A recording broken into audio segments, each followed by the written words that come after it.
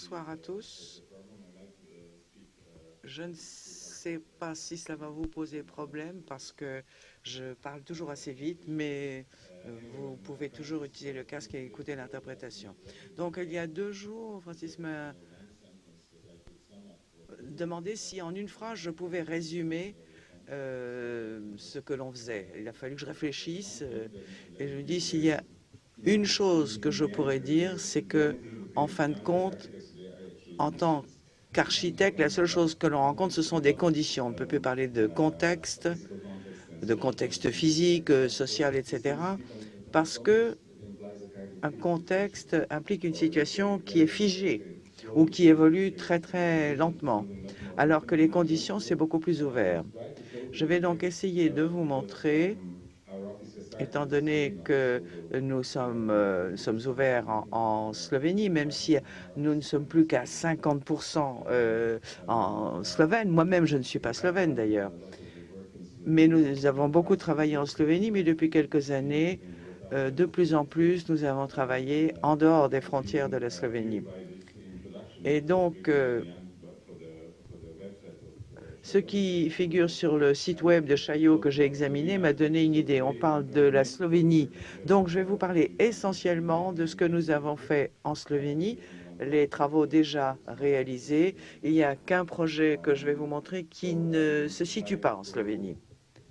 Alors, comment est-ce que je fais pour avancer? Ah, voilà. Donc, comme je vous l'ai dit, à propos de conditions, je vais essayer de jouer presque le guide touristique, c'est-à-dire vous expliquer dans quelles conditions physiques nous avons démarré en Slovénie. Je ne sais pas si certains sont déjà allés à Ljubljana. C'est une toute petite ville, à peu près le même nombre d'habitants qu'entre ici et l'Étoile, donc 200 000 habitants et 2 millions d'habitants dans toute la Slovénie. C'est un pays tout récent qui n'existe depuis 1991, qui a été le premier de 6 ou 7 pays de l'ancienne Yougoslavie. Certains pays, comme vous le savez, se sont fait la guerre, mais n'avaient jamais été un pays indépendant. Donc, ça a été la toute première fois que la Slovénie est devenue un pays proprement dit. Donc, voilà le centre de Ljubljana, c'est là que nous travaillons. Vous voyez qu'on a un mélange de médiéval, de baroque, du modernisme de deuxième catégorie. Mais quand on regarde la géographie, donc là où nous travaillons, même si on est facile de communiquer, vous voyez que Ljubljana et la Slovénie sont là-haut. Et on voit à 300 km quelles sont les différentes influences des derniers siècles. Dans un diamètre de 300, on a Venise, on a quasiment Milan, on a Trieste, bien entendu, le grand port de l'Empire austro-hongrois, on a Munich, Zagreb, Vienne à l'ouest. Donc, ça vous donne une idée de quelles ont été les influences culturelles au fil des siècles. Si on divise le pays en deux, ainsi, de nord-ouest au sud-est, en gros, on trouve 2 conditions tout à fait différentes. Une influence italienne méditerranéenne et de l'autre côté, influence alpine et germanique. Il y a également des différences religieuses. À droite, donc, on a des populations protestantes et à gauche plutôt catholiques. Si l'on regarde les brochures touristiques, vous voyez que là je fais un peu de publicité pour la Slovénie. Elle est célèbre pour son paysage et les paysages sont extraordinaires, non pas qu'on en voit beaucoup parce que la plupart du temps nous sommes dans le bureau, mais enfin tout de même, voilà, Brecht est ma partenaire et il y a des types bien précis d'expression architecture. Ici, c'est pour sécher l'herbe ou le foin dans une région de lac. Vous voyez que ça ressemble un petit peu à des maisons. et cela fascine beaucoup les touristes. Mais parce que la Slovénie était la partie la plus développée de l'ancienne Yougoslavie, elle n'a pas évité les destructions qu'a connues l'Europe dans les années 60 et 70. Voilà un village tout à fait typique qui n'existe plus maintenant, ni comme structure, ni comme élément paysager. La Slovénie est également très spéciale en Europe, euh, il- dont un nom d'architecte est lié à l'identité. Il y a pire que la Finlande. Ici, c'est ce qu'avait fait Jože Plečnik, dont on a cité tout à l'heure, qui non seulement figure sur nos billets avant que nous passions à l'euro, mais ça, c'est la Bibliothèque nationale slovène, le premier bâtiment qui porte le nom de Slovène dans son nom, construit en 1880. Et c'est quelqu'un qui a quasiment construit Ljubljana. Si vous y allez, vous verrez que pratiquement tout l'urbanisme, tous les bancs ont été quasiment dessinés par Plečnik. C'était un élève d'Otto Wagner. Il est allé travailler à Prague. Il a participé à la reconstruction du palais présidentiel pour Maček, le premier président tchèque.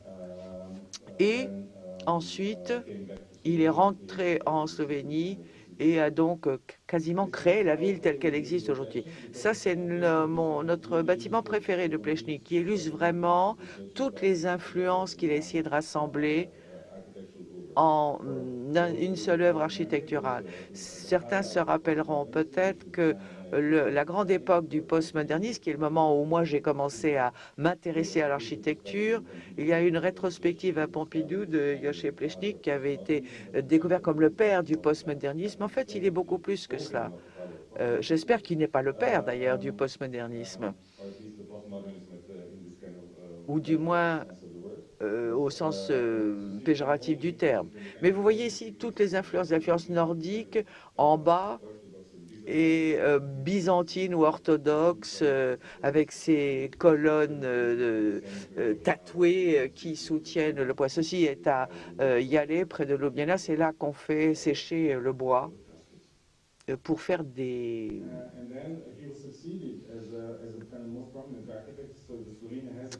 caisses. Donc, Edward Radvníkar, c'est un autre architecte déjà très actif dans les années 40 et qui a travaillé jusque dans les années 70. Ça, c'est un de ces grands bâtiments. Le siège du Parti communiste slovène en 1970 n'a jamais été terminé. Donc, les parties en noir ont été ajoutées à la fin parce qu'à un moment donné, il n'y avait plus d'argent. Maintenant, c'est le siège d'une grande banque slovène qui maintenant appartient à une banque belge. Vous savez ce que c'est. Et puis, vous voyez toutes sortes d'influences. C'était un étudiant de Plečnik, mais également du Corbusier.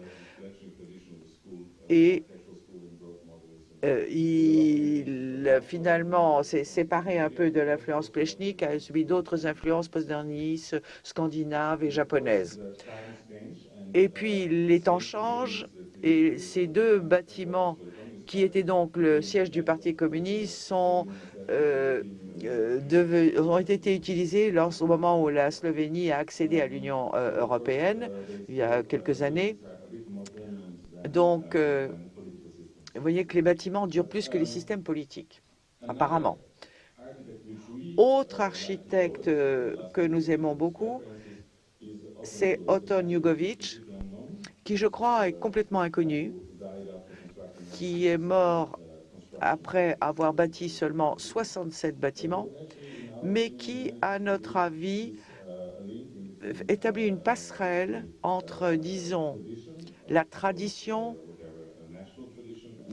nationale, disons, et le modernisme. Voilà un toit qui couvre un site archéologique près de la frontière croate, au milieu d'un champ. Et l'état dans lequel se trouve ce toit aujourd'hui vous montre le rapport de la Slovénie avec son architecture. Alors, bien entendu, il y a cette tradition de Plečnik. Tout le monde reconnaît que cela fait partie de l'identité nationale, qu'il fait partie de l'identité nationale, mais en même temps, les conditions dans lesquelles nous avons démarré notre bureau étaient dans les années 90, il y avait un effondrement du système des valeurs et ceci est une illustration tout à fait métaphorique de cela. Et un certain nombre d'architectes ont rassemblé des fonds pour réparer ce toit. Ce n'est pas encore fait, mais ça va être fait. Voilà donc les conditions dans lesquelles nous pratiquons l'architecture. Et donc, je vais essentiellement vous parler de conditions. Nous avons donc ouvert notre agence en 97-98. Enfin, les bureaux eux-mêmes n'existent que depuis 5 ou 6 ans. Voilà où nous travaillons. C'est une ancienne usine de tabac abandonnée que nous avons louée il y a quelques années.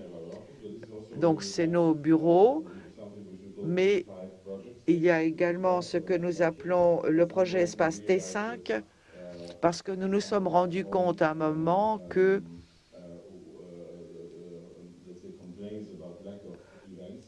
nous nous plaignions qu'il n'y avait pas suffisamment de manifestations, d'expositions, et que l'on pouvait peut-être créer cet espace nous-mêmes. Ça s'appelle Pecha Kucha à Ljubljana. Et nous organisons 3 ou 4 expositions, mais des expositions industrielles, pas dans nos bureaux. Alors, le zèbre n'est pas un de nos partenaires. C'est un zèbre qui avait été tué par Tito lorsqu'il était président. Mais là, vous voyez mon partenaire. Mais voilà encore une condition. Il a 6 ans de moins que moi et il est slovène. Et il a étudié en Slovénie. Moi, je suis plutôt un expatrié. Je suis venu en Slovénie ayant vécu très longtemps aux Pays-Bas.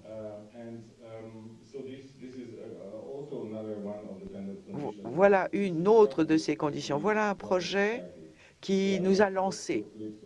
Donc, je vais très rapidement vous en parler. C'est un concours que nous avons gagné en 97. J'étais toujours à Amsterdam. C'est une école que j'ai gagnée avec un Britannique. Donc, c'est un effort en collaboration. Il est à 80 km de Ljubljana, dans les montagnes, complètement entouré de forêts. Et nous avons réalisé un bâtiment en réutilisant le bois des arbres que nous avions dû abattre pour construire. Il a fallu 6 ou 7 ans pour la construire, cette école, et même si elle a l'air très simple, si vous regardez à gauche, vous verrez que la structure en béton n'est pas alignée. Donc, chaque salle n'est pas exactement de la taille prévue dans le programme, simplement pour montrer que les programmes donnés par les ministres ne l'emportent pas sur les lois de la gravité. Chaque pièce, en fait, est un système, est une structure en soi, un système structurel. Alors, tournée de nos différents projets, voici un autre bâtiment pour un syndicat d'enseignants. C'est un pavillon qui est orienté vers le sud. Voilà à quoi ça ressemble dans l'hiver et voilà à quoi ça ressemble dans l'été. C'est une des premières tentatives qui remonte à 10 ans d'arriver à une architecture durable avant que cela ne devienne à la mode. Autre projet, très rapidement, pour la présidence néerlandaise,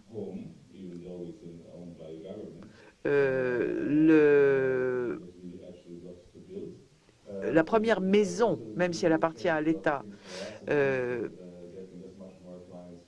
ça nous a permis d'ailleurs d'attirer beaucoup de clients pour des maisons individuelles. En fait, il y a une partie publique en quelque sorte de la résidence, c'est ce qui est en bas, avec 3 programmes, ils deviennent 3 colonnes qui soutiennent la maison. Et ça, en haut, c'est la partie privée de l'ambassadeur. Voilà à quoi ça ressemble. La partie d'en bas est en béton poli. Voilà, vous avez une colonne ici. Et l'autre salle là-bas est également une colonne. Et puis, le bois est en haut. C'est du cèdre. Et si vous allez voir le bâtiment, vous verrez que c'est gris maintenant. On voit déjà des raies blanches, mais ça va devenir de plus en plus blanc. Ça, c'est ouvert seulement depuis la semaine dernière. J'ai très peu de photos, c'est la seule que j'ai. C'est un projet pour la galerie d'art moderne de Ljubljana. Ceci avait été dessiné en 1939. C'est un peu comme le musée d'art moderne de la ville de Paris, donc les collections du fin 19e, début 20e. Alors, il y a très peu de monuments qui restent dans le bâtiment ancien. Donc, on n'a pas voulu toucher le bâtiment. On a simplement réorganisé le haut. Ça, c'est l'ancien aménagement. Et là, nous avons créé toute une enfilade en haut, sans modifier quoi que ce soit, sauf le centre. Et des espaces très simples, très originaux. C'est ce qui avait été prévu à l'origine, mais il n'y avait pas eu l'argent pour le faire. Et puis, il y a le sous-sol. Nous avons en fait creusé sous le bâtiment. Ça se voit avec le béton. C'est devenu en fait une salle de conférence. Si vous y allez aujourd'hui, vous ne remarquerez même pas que le bâtiment a été rénové. Pourquoi est-ce que je dis tout cela? Eh bien, en tant qu'architecte, surtout dans ce type de conditions, il faut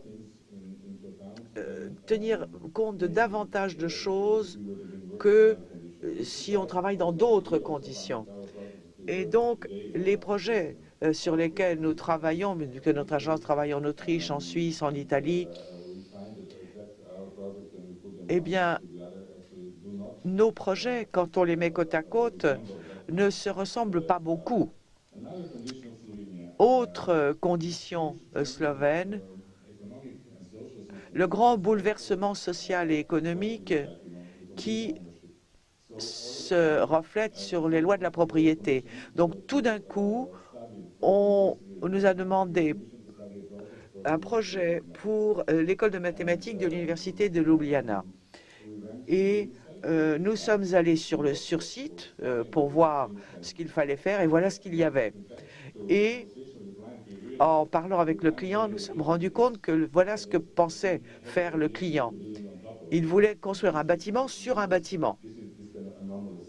Voilà ces conditions anormales que l'on trouve dans notre genre de pays, c'est que le bâtiment du bas a été démarré en 60, n'a jamais été terminé, et en 1960, le premier superordinateur logeait dans ce bâtiment, puis c'est devenu propriété privée et l'université est maintenant obligée de construire au-dessus, suite au droit qui reste de 1960. Donc un bâtiment sans niveau rez-de-chaussée, et on était censé créer quelque chose un bâtiment public au-dessus d'un bâtiment privé.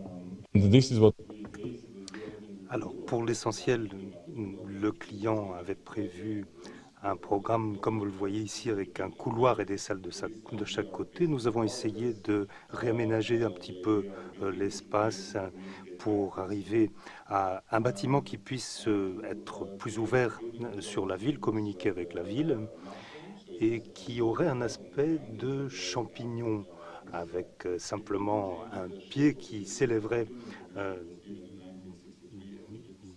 en hauteur.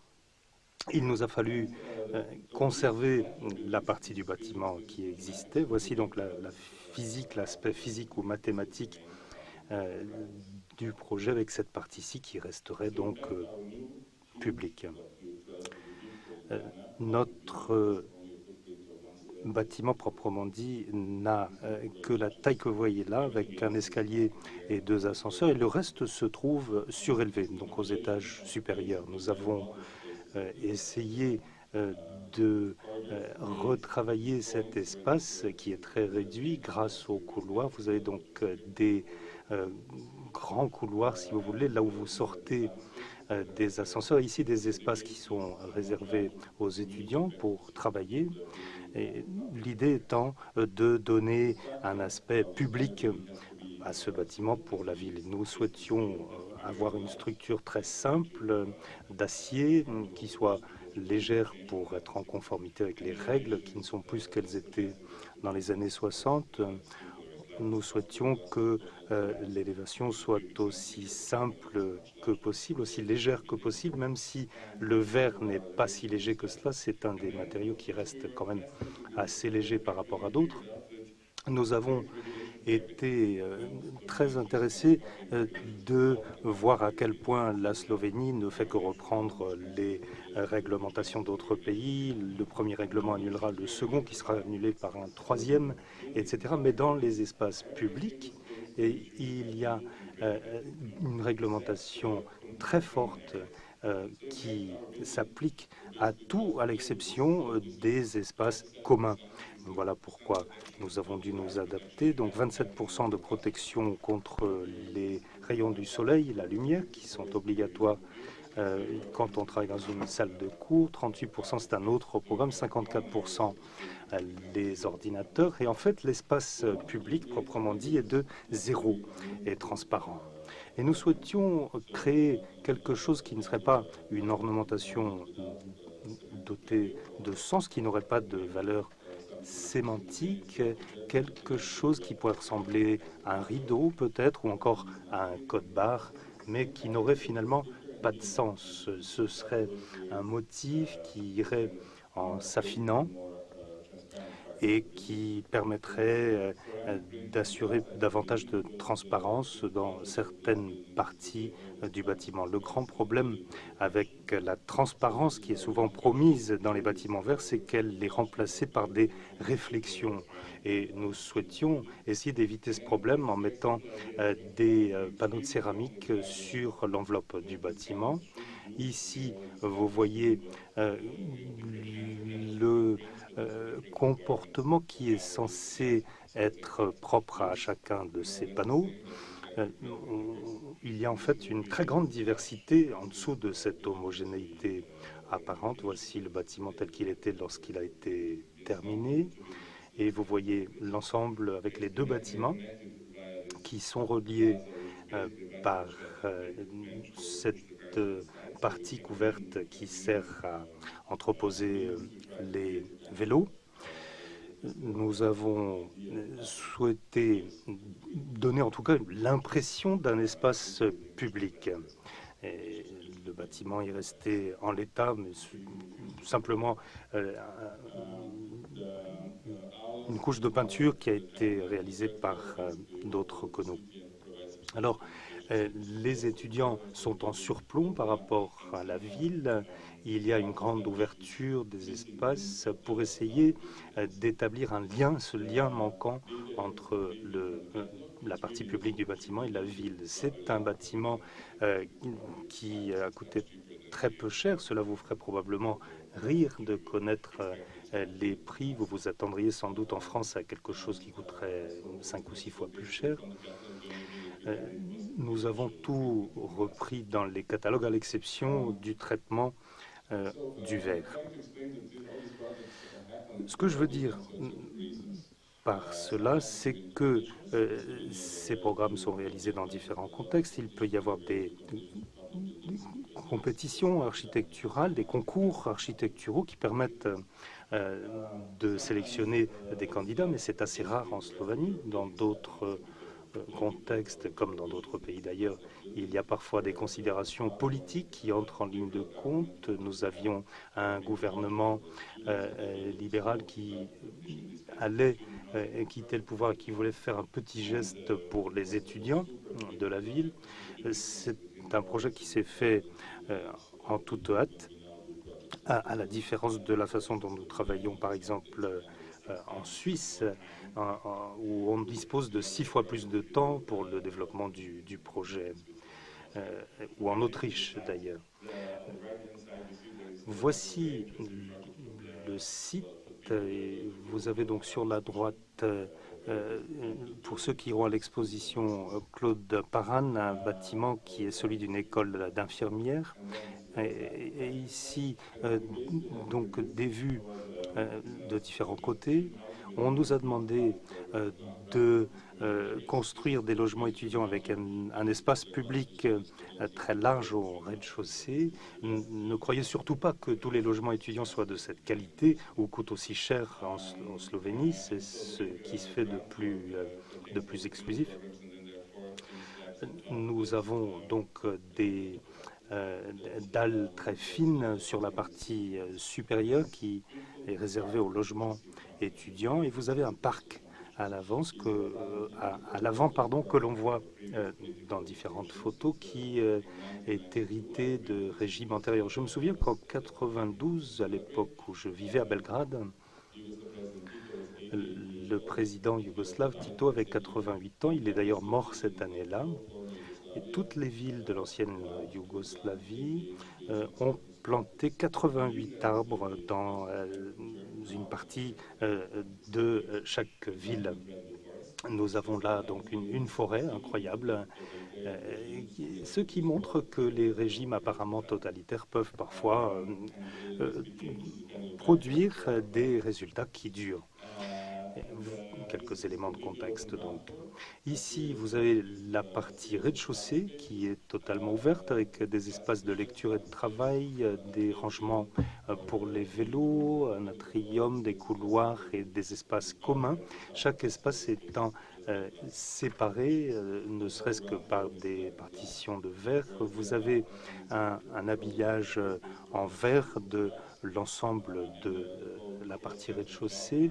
Les 4 dalles supérieures reposent sur cette structure. Donc un espace qui est enveloppé de verre. C'est un peu quelque chose qui fait l'effet d'une crêpe, si vous voulez. Et vous avez beaucoup de règlements contre la tabagie qui ont été, de lois contre la tabagie qui ont été adoptées en Slovénie. Donc un espace qui peut être utile à cet égard dans la cour centrale. Et vous voyez ici, donc, que l'on regarde l'atrium, les espaces de travail ou encore les rangements vélos, différentes vues. Les couloirs sont très sombres, très noirs, et vous emmènent dans les logements étudiants avec une salle de bain préfabriquée, une cuisine également au centre, et 2 chambres qui peuvent être pour 4 personnes. Il y a différentes configurations possibles, par exemple avec un salon et une zone réservée pour les couples.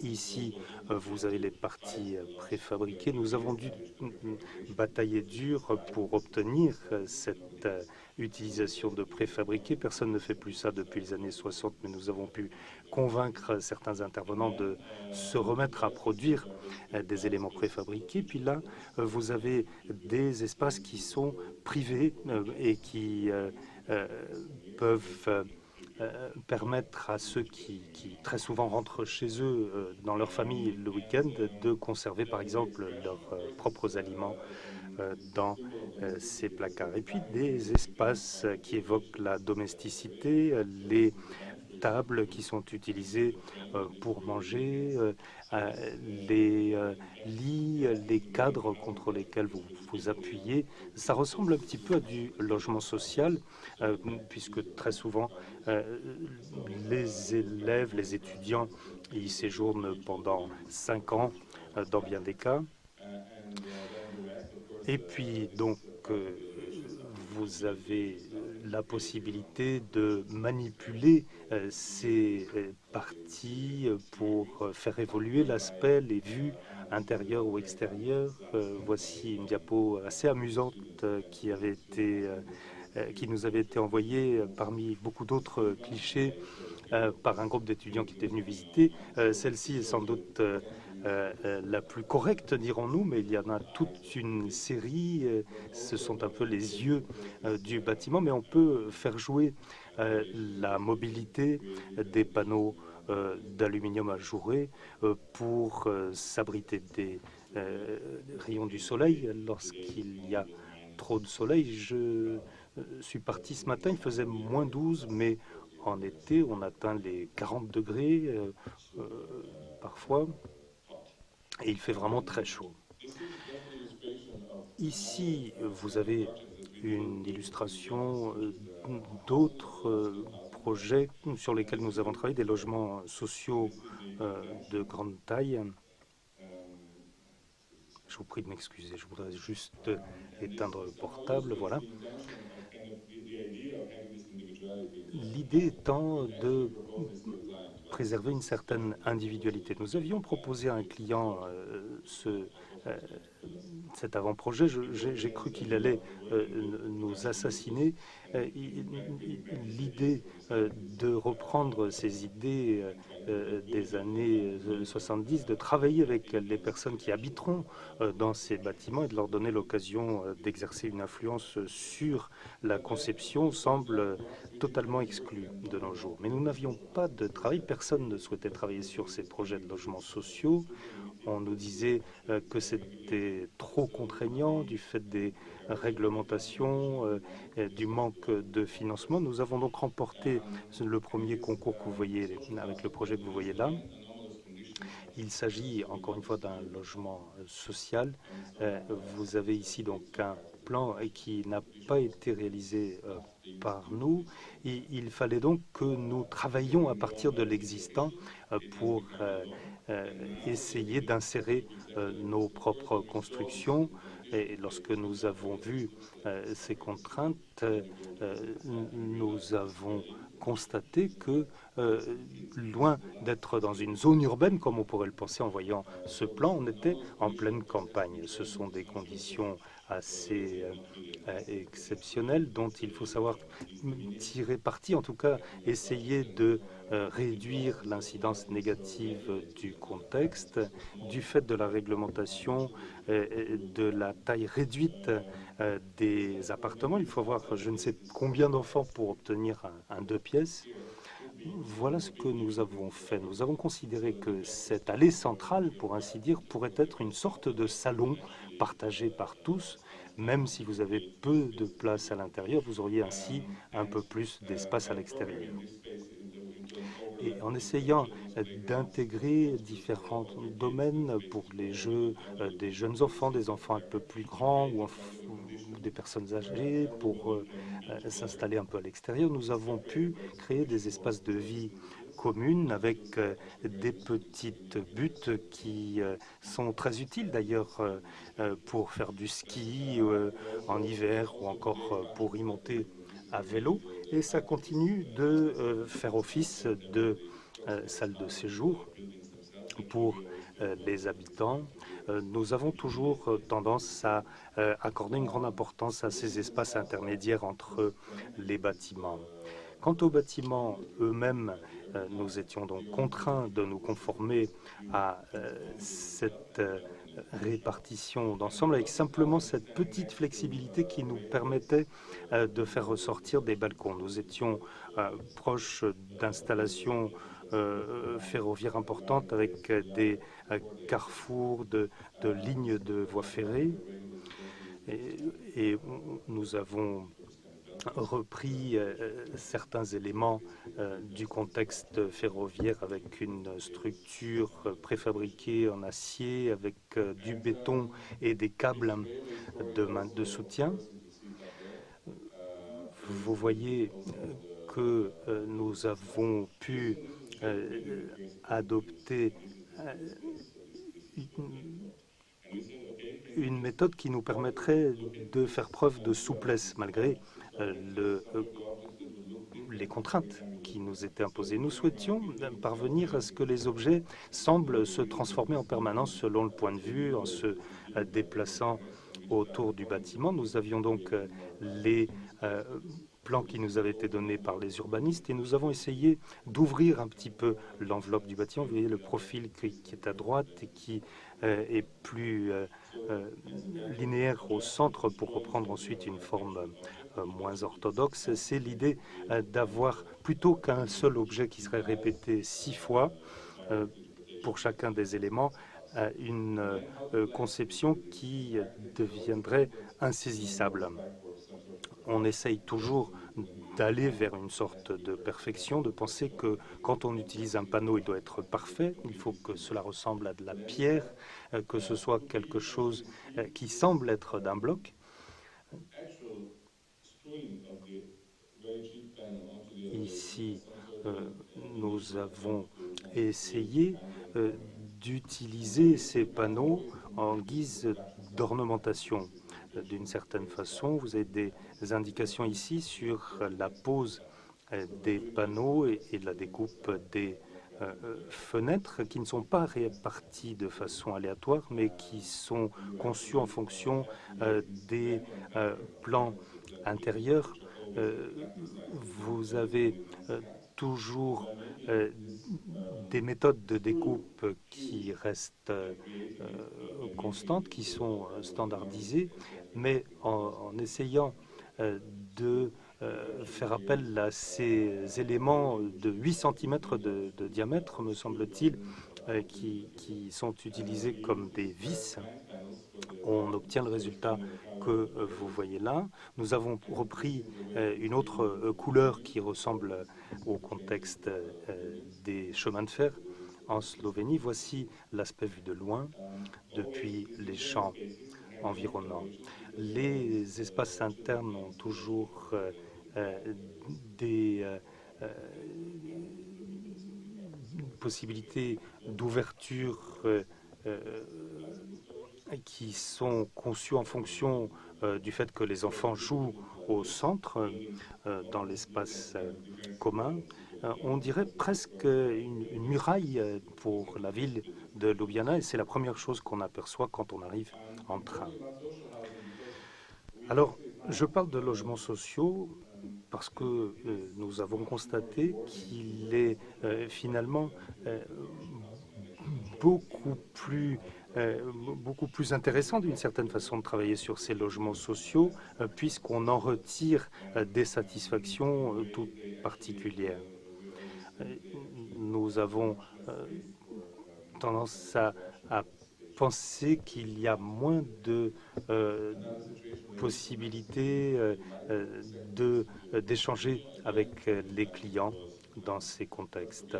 Ici, nous sommes à Ljubljana, donc les espaces externes n'avaient pas été conçus au moment de la conception donc prévue par le client. Nous avions pensé qu'il serait possible d'essayer de tirer parti de ces espaces pour créer des liens entre les bâtiments. Personne n'avait réfléchi à ce qui serait à l'intérieur. Les règles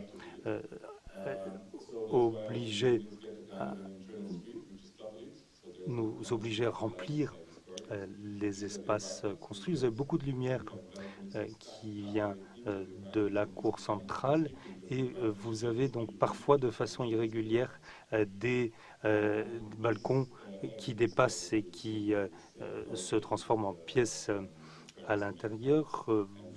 Nous avons des panneaux de béton avec des motifs en forme de vaguelettes.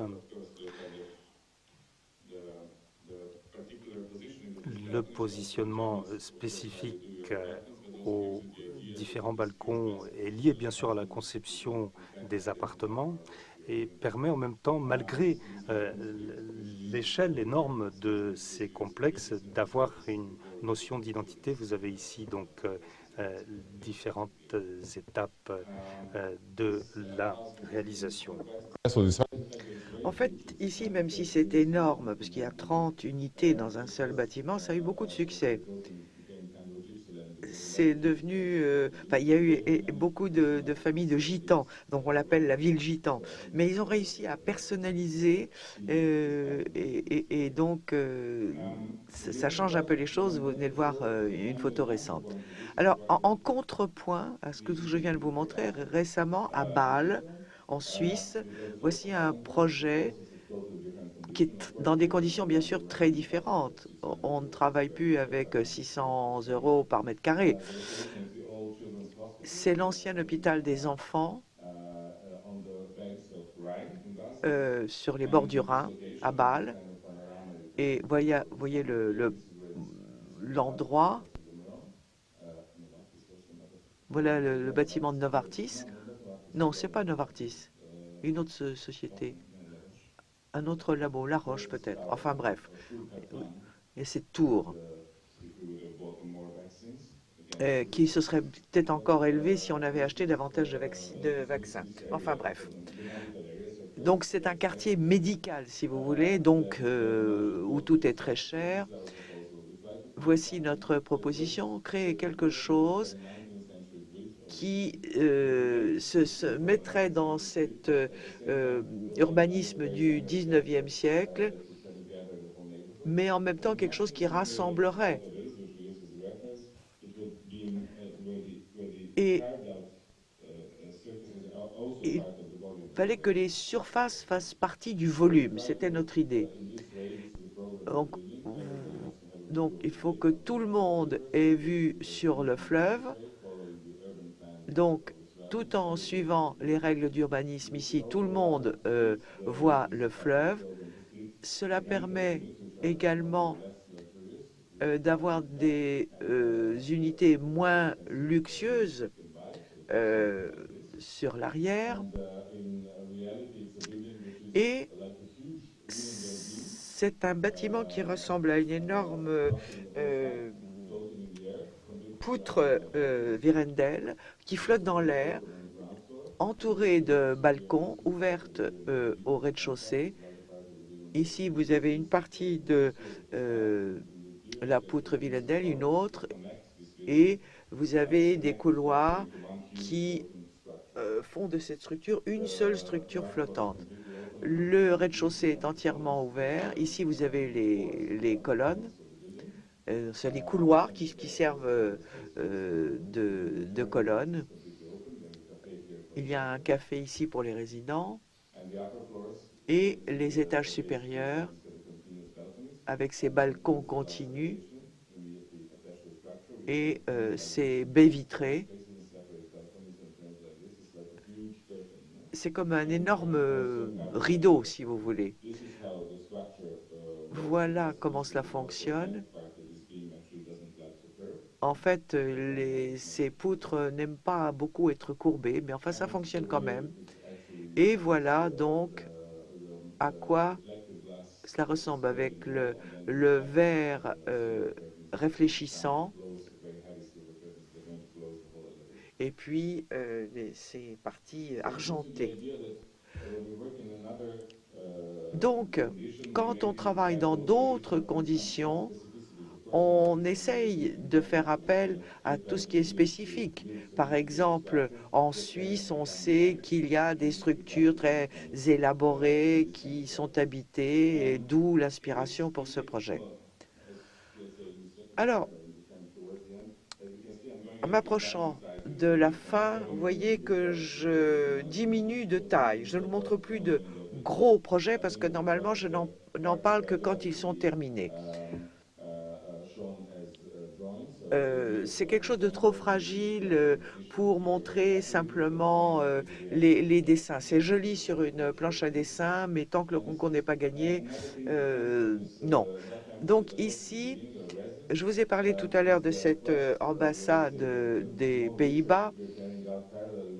En parallèle, nous faisions des études sur des maisons individuelles. Je crois qu'aucune agence ne peut vivre en ne construisant que des maisons individuelles.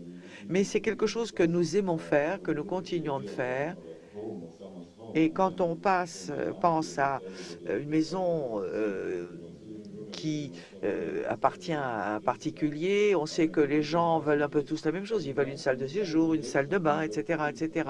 Mais en essayant de relier toutes ces spécificités, les conditions, et en essayant de diviser tout cela, on arrive à quelque chose avec un retour d'information qui est intéressant. Donc, je vais vous montrer un certain nombre de maisons particulières que nous avons conçues ces dernières années. Voici, par exemple, ce que l'on voit depuis un terrain acheté par un ingénieur où il voulait construire une maison qui évidemment n'est pas dans la forêt, mais à côté. Voilà donc le terrain où nous devions construire une maison de 190 mètres carrés.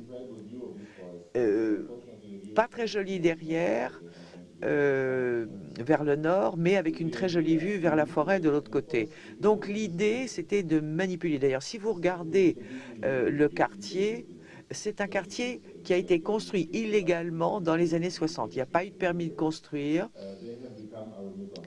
et qui sont devenus donc notre nouveau contexte. Même si l'on déteste ce type de situation, si vous allez à la mairie pour demander ce que l'on peut construire, on dit ben, construisez comme les voisins. Et donc, c'est devenu presque un monument, si vous voulez, dont il faut s'inspirer. Autre considération, le terrain est très petit et on veut garder cette vue de la forêt. Et donc, la maison devient sa propre barrière, si vous voulez. Voilà la salle de séjour à l'avant et quelque chose qui permet d'être séparé des voisins. Voici ce que voulait la mairie. Voilà ce type de forme. Nous voulons transformer cela en quelque chose qui respecte les règles, mais qui est mieux adapté au terrain. Donc, on crée une sorte de périscope, si vous voulez. Donc, ça ressemble à une maison, mais de l'autre côté, ça ressemble à une boîte. Le soleil arrive par le sud, mais on a également une vue vers le nord. Et donc, la maison devient, enfin, ou disons que la salle de séjour devient la solution au problème. Au rez-de-chaussée, on a ces espaces très ramassés avec 2 chambres, avec des portes coulissantes. Donc on peut relier tous ces espaces si l'on souhaite. C'est un peu comme les maisons japonaises, les maisons d'invités. Et puis, en haut, on a donc une passerelle, si vous voulez. C'est un genre de loft. Voilà à quoi ressemble la maison une fois construite. Voici l'arrière, voici le périscope et cette fenêtre par où entre la lumière. Voilà l'entrée. Comme vous avez vu, nous n'avons pas voulu mettre de barrière, donc nous avons surélevé légèrement. Voici l'espace de travail pour toute la famille. Voici les partitions qui peuvent coulisser et s'ouvrir. Donc pendant la journée, on a une seule grande pièce. À l'arrière, on a cette fenêtre qui est pratiquement au niveau du sol, parce que le bâtiment lui-même est à demi enfoncé dans le sol. Et donc, là, on a cette enfilade d'espace. L'escalier qui sert d'élément pour modifier l'éclairage, mais en gardant l'espace ouvert. C'est pour ça qu'il est orange. En haut, vous voyez, c'est quasiment la taille d'un supermarché. Un genre de loft. Le soleil arrive par là et on a vue sur la forêt. Donc, ce bâtiment essaye d'être en même temps une barrière, un périscope et un bâtiment en sous-sol, mais tout cela en même temps qui aboutit donc à ce résultat. La terrasse, ces gens ne s'intéressent absolument pas au jardin, donc ils préfèrent une terrasse. Ils ne voulaient pas non plus de barrière. Ils ont des enfants très jeunes, mais ils ont réussi à leur apprendre à ne pas s'approcher pour ne pas tomber. Ensuite, cette maison C'est un petit peu la même chose, parce que, disons, dans une même typologie, on peut faire quand même des choses très différentes. Donc, ici, c'est en haut d'une colline, au-dessus d'un petit village. Voici le terrain, il a fallu abattre pas mal d'arbres. Comment diminuer la taille du bâtiment? C'était ça l'idée. Vous savez, autrefois, on dominait le paysage, mais on voulait quand même en partie cacher une partie du bâtiment pour qu'il ressemble peut-être davantage à une étable qu'à une maison. Donc la moitié de la maison est sous le niveau du sol. Donc il faut dégager le sol pour euh, cacher la moitié du bâtiment. Si vous avez la coupe, vous voyez le terrain ici, et ça c'était le haut de la colline, alors que maintenant donc c'est surbaissé. Le rez-de-chaussée, c'est parce qu'on appelle le rez-de-chaussée, c'est les salles de coucher. En haut, on a un peu comme une tente qui domine le paysage, mais qui est ouverte des deux côtés. L'idée de la tente nous plaît bien, mais ici, c'est le matériau qui couvre l'ensemble du bâtiment, mais qui est très épais, parce qu'il faut y mettre toute l'isolation, etc. Et voilà à quoi ça ressemble une fois fini. Un revêtement en panneaux d'aluminium, et il y a un système qui permet à l'eau de s'écouler ici.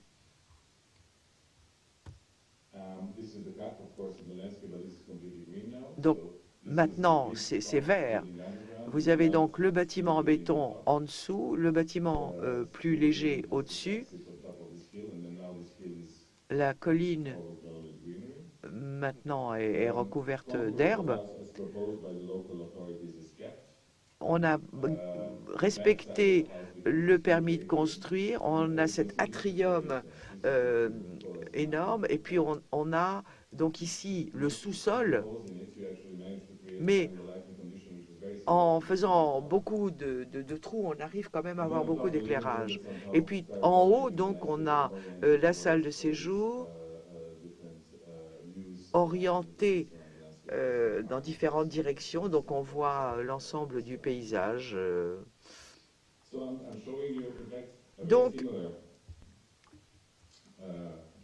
c'est un projet, un concept très différent, très similaire, pardon, mais qui, en fin de compte, semble très différent en raison du contexte.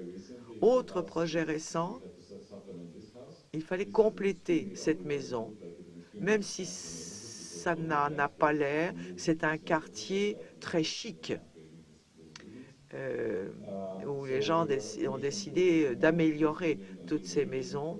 Donc il s'agissait de construire ou d'agrandir cette maison pour un couple sans enfants. Ils sont arrivés avec un programme très simple. Ils voulaient une chambre et c'est tout. On a dit bon, très bien. C'est bien déjà avoir des gens qui n'en veulent pas trop. Et nous sommes allés sur place et nous avons vu que ça ressemblait presque à un petit parc national au milieu de la ville. C'est un écosystème, en fait, qui est protégé maintenant, qu'on ne peut pas utiliser, qu'on ne peut pas modifier. Il y a un petit lac, il y a des millions de moustiques, mais apparemment, c'est pas grave. Et puis, ensuite, les gens reviennent, ils disent, oui, on veut une chambre, mais on veut une piscine, on veut un gymnase, etc., etc., etc. Et à ce moment-là, ça représente des millions de mètres carrés. Donc, on a essayé de comprimer tout cela, avoir une maison souterraine. Donc, il y a une maison souterraine qui sert de base, si vous voulez, et puis une salle de séjour et une chambre au-dessus. Donc voici le plan du rez-de-chaussée. Vu de la rue, voilà à quoi ça ressemble. La base, l'escalier qui, placé ainsi, fait oublier qu'il faut monter d'1,5 m D'ailleurs, c'est un peu typique des projets Plečnik, cette progression vers l'entrée. Donc ça, c'est la base, avec des millions de mètres carrés de gymnase, etc. Et puis ensuite, la salle de séjour et en haut, la chambre. Quand vous entrez dans la salle de séjour et le toit du bâtiment en dessous devient le jardin ou la terrasse. Et on a vu sur cet écosystème qui est votre jardin en quelque sorte. Donc en nombre de mètres carrés, c'est pas énorme, ça s'ouvre sur la terrasse. Construit tout en béton. C'est une anomalie slovène.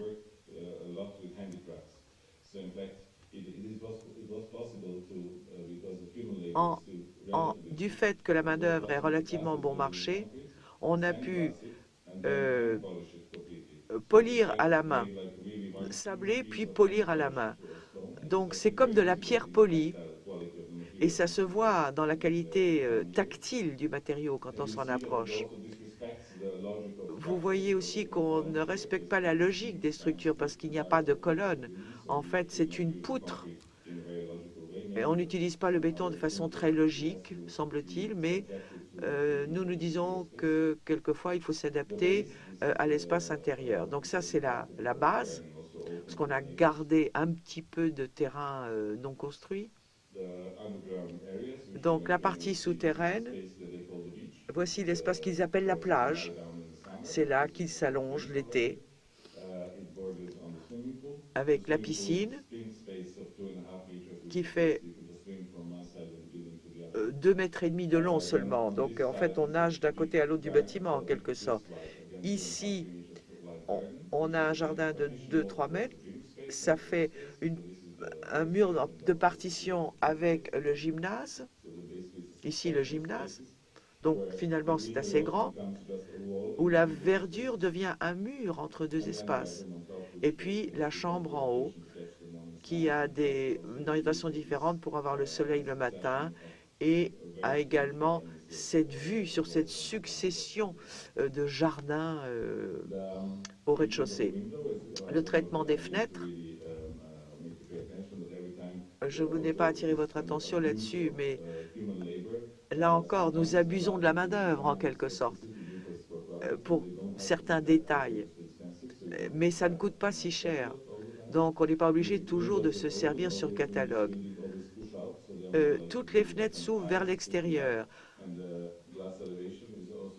Et même le verre est fait sur mesure, en quelque sorte. C'est simplement un grand panneau de verre mis dans le béton. Et voilà à quoi ça ressemble le soir. Pour ces mêmes gens, c'est un projet récent, nous avons construit une maison de week-end, rénovation d'une ancienne maison sur un grand terrain, voilà, avec un mur tout autour. C'est en Croatie. Donc nous avons entièrement rénové cette maison et ajouté cette partie. C'est une maison qui est sur la côte, mais qui était en fait une maison où les gens travaillaient. En utilisant différents types de construction, cette maison est en pierre, mais a été donc rénovée telle qu'elle, et celle-ci est toute en béton, mais avec une sorte de pot de mur de pierre sèche. Ça vous rappelle, je ne sais pas si vous connaissez Konstantinidis, un architecte grec des années 50 que nous admirons beaucoup. Ça rappelle un peu ses travaux avec donc une terrasse ici et une chambre d'amis avec encore une fois des fenêtres faites sur mesure qui coulissent et la terrasse tout en haut. Et enfin, pour terminer, je vais vous montrer la dernière maison que nous avons conçue pour une famille de 4 enfants. Et encore une fois, nous sommes dans un contexte de banlieue. De toute façon, nous travaillons à 70% dans des contextes de banlieue.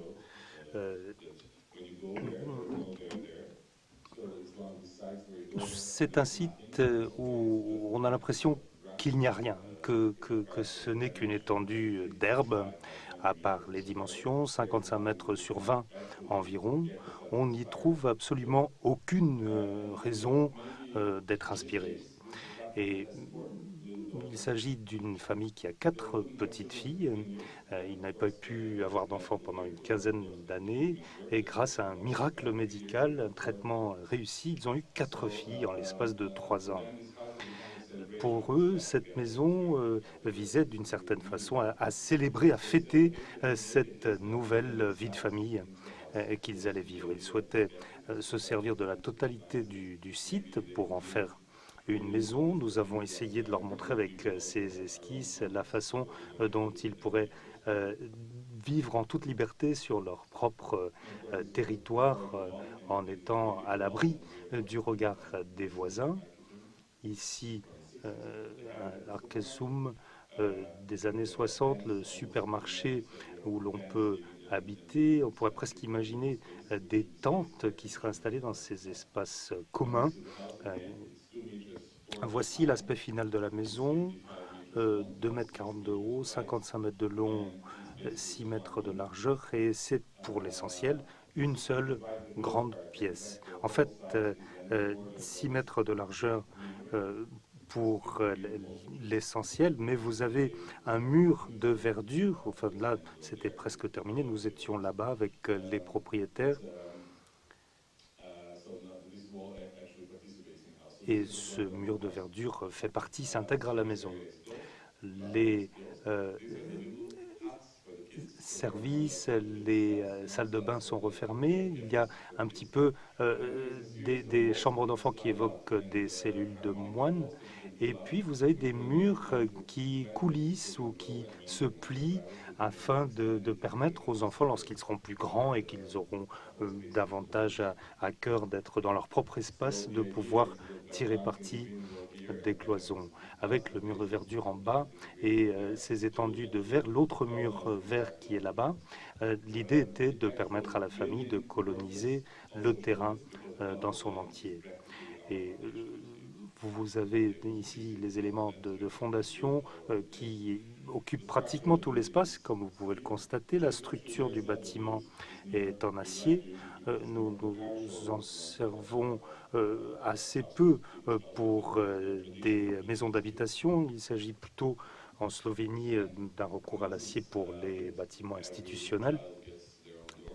Chaque enfant dispose de sa propre entrée. Vous voyez un petit détail de finition avec des structures de bois qui ne dépassent pas par rapport au verre. La maison, telle qu'elle est aujourd'hui dans son fonctionnement, avec une exposition sud, le client travaille dans le génie civil et il avait calculé exactement jusqu'où parviendrait le soleil en été ou en hiver. Et vous avez une conception qui épouse exactement ces motifs d'évolution du soleil. Et vous avez donc une ouverture quand vous arrivez dans la salle de séjour sur l'espace environnant. Nous allons maintenant dans les chambres d'enfants, les portes coulissantes, une première, une deuxième, une troisième, une quatrième, une cinquième. Et puis, vous avez devant vous une large étendue d'espace qui permet à la maman de surveiller ce qui se passe depuis la cuisine tout au fond. C'est une sorte d'espace qui permet de fêter collectivement le fait de vivre ensemble. De par la conception, on aurait pu se croire dans un espace d'exposition de voitures, d'automobiles. Voici l'aspect nocturne du bâtiment. Nous avons opté pour une structure basse pour permettre de tirer parti de la verdure qui pousse et qui vient enserrer l'espace. Et les enfants, quand ils se sont installés, avaient dessiné leur propre maison. on a tendance à considérer que les enfants en savent moins que nous, mais j'ai trouvé que c'était très impressionnant de voir la façon dont cette petite fille avait su représenter les différences entre les chambres individuelles de chaque fille qui avait des caractéristiques propres. Une autre fille qui avait peut-être un petit peu moins de talent avait mis l'accent sur les portes avec une sorte d'élévation. Ces deux dessins nous avaient été donnés, avaient été faits le même jour par ces deux enfants. L'une des filles n'avait peut-être pas fait de dessin, ceci est le troisième. Là, on croirait plutôt une image de l'Égypte ancienne, avec une sorte de vision aplatie de l'espace. Je voudrais m'arrêter là et je serais très heureux de répondre à vos questions si vous en avez.